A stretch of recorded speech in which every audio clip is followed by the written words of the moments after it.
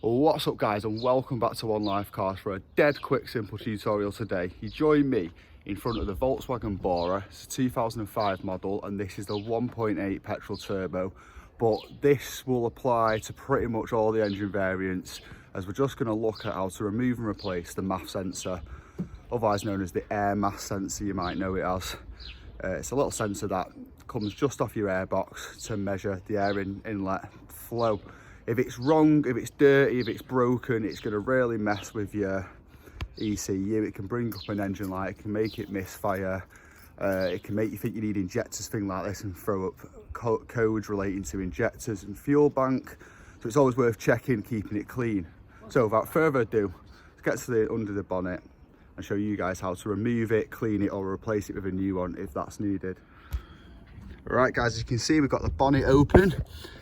The VW Bora 2005, and straight in, we have a look to the right hand side of the engine bay, just past your engine cover, and you'll see your big air box just above the battery, and coming off that air box is a sort of a little section of pipe before it disappears into the engine, and then you'll see this contraption connected to it. This is the Maff sensor itself.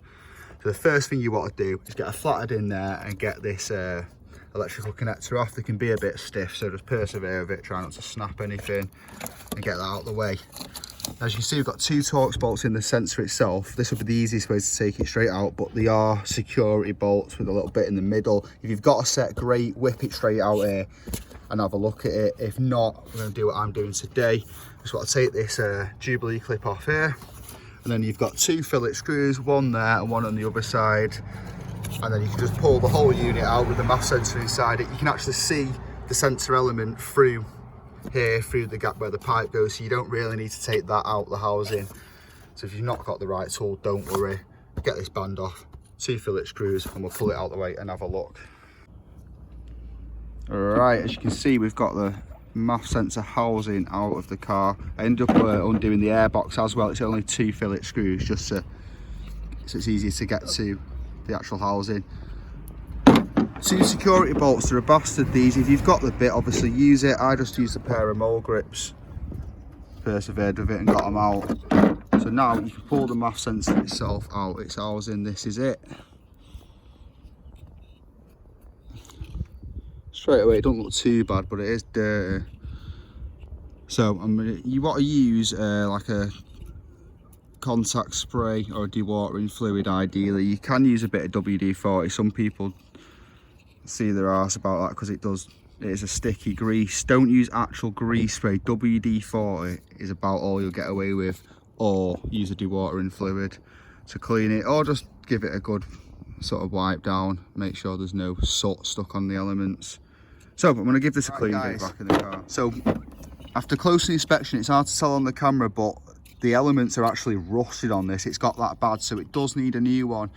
I'm putting it back on the car for now because the customer has to get to the shop to buy the part. But yeah, if there's any slight bit of rust on it, you know, even if it's a bit dirty, you should replace them really anyway, but you can get away with cleaning it to a point. But any rust, guys, replace it. So I don't need to show you all the details again. I'm going to get this back on, get these screws back in, then the housing will go back into the airbox like I showed earlier. Two fillet screws, airbox back on, Jubilee clip back on that, and that's your Maff sensor back secure. And that, guys, is how to remove and replace, check and or clean the Maff sensor or air Maff sensor on the Volkswagen Bora 2005. If you want to see any more on this car, let us know in the comments below. If you're new to the channel, hit that subscribe button. And until next time, guys, peace.